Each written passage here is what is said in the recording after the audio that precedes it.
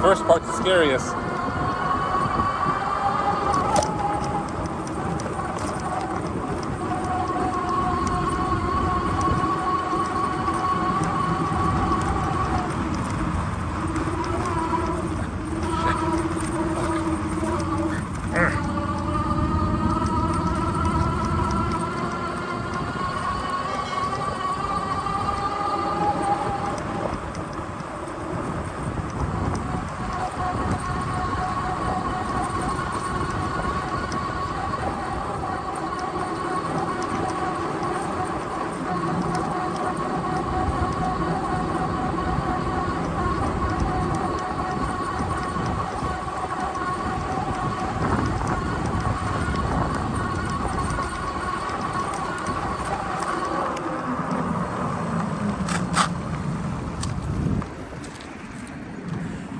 The 100-mile review. Woo!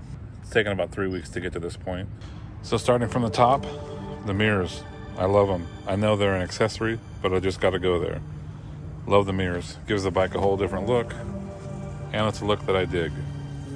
The grips. The grips are cool. They're better than the Super that I had. I do wish they came up with a cruise control for the throttle though.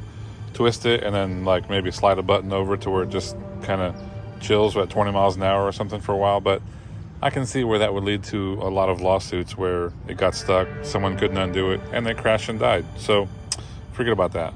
Just seemed like a cool idea at the time. This is where I mount my tripod and film most of my bike footage. It's actually a pretty nice and stable place to mount. The headlight, I haven't used it a whole lot. I've done a couple of night rides. It's a pretty poor headlight, but it is a stock headlight.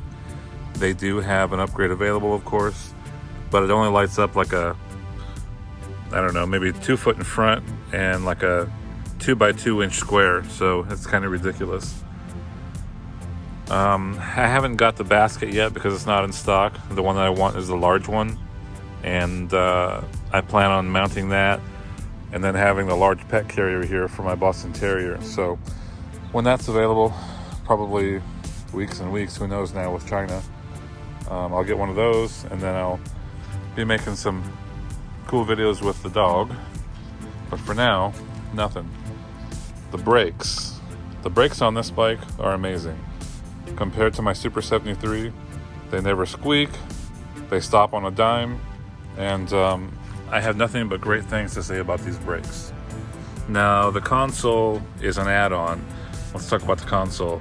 If you're gonna put something in here, if it's heavy or has any sort of weight to it, like a lock, every time you go over a bump, you're gonna hear it rattle around in there. So maybe put something in there to dampen it if you have something heavy in there. Otherwise, there's a lot of storage in there. It's a pretty great place to keep everything. And the drink holder, nice size drink holder. I do wish it was a little bit bigger, or maybe expandable to have larger size drinks in there. And this, we're gonna call this the phone holder. It needs to be about 1 inch wider because everybody that I know has larger phones than this. So I just put my tool in here for my mirrors, my little Allen key in there, and put the little strap there to hold it in place. Plus this is a sticky pad. I don't want to put my Allen key in here because it'll just flop around, make a bunch of noise. I just keep it right here so it's always available for me to loosen or tighten up my mirrors. If I have to put the bike in the truck, I usually put the mirrors down, throw the bike in the back seat, and then when I bring it out, just tighten the mirrors again with this bad boy. I just keep it there in public, you know, if someone's gonna steal it, whatever, those things are free. It doesn't really matter. The seat, the passenger kit, which I already went over in another video, is amazing. I love the passenger kit. It comes with this seat, it comes with these foot pegs, and it also comes with some plexiglass guards for the spokes if you're riding with a passenger. This seat, if you do use the riser by itself, the stock one that comes with, not very comfortable at all. So I don't recommend that. But with the passenger kit, it gives it a nice smooth line, makes it look more like a moped, and it's way more comfortable. The pedals, the crank, everything down there, it's pretty well made and pretty well designed for this bike. It's easy to pedal, even for a bigger guy like myself.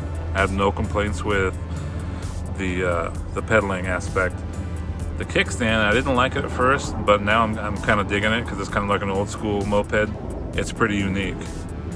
The fenders were an upgrade, but they're kind of cool. They kind of bring the whole bike together. And if you go over water and stuff, you're gonna need some fenders. Otherwise, you're gonna have water or mud up your backside. The battery, I've had no complaints about the battery. The first 3 charges were full 12-hour charges, and they recommend that you do that so that it evens out the cells. I usually charge this bike more often than I have to. I've never run out of a charge yet, which is cool because nobody wants to be stranded with a 0 battery. So all in all, I recommend this bike. It's a great model. I'd love to be able to go a little bit faster when I want to, maybe 25, 30 miles an hour, but that's not what this bike is all about. It's not a speedster. It's more of a utility bike, and I've used it as such. I've used it to get groceries. I've used it to carry some larger items, but like I said, I have to wait till I get that front rack to haul more things and have more fun in that regard. So Radrunner gets 2 thumbs up from me. There's 1.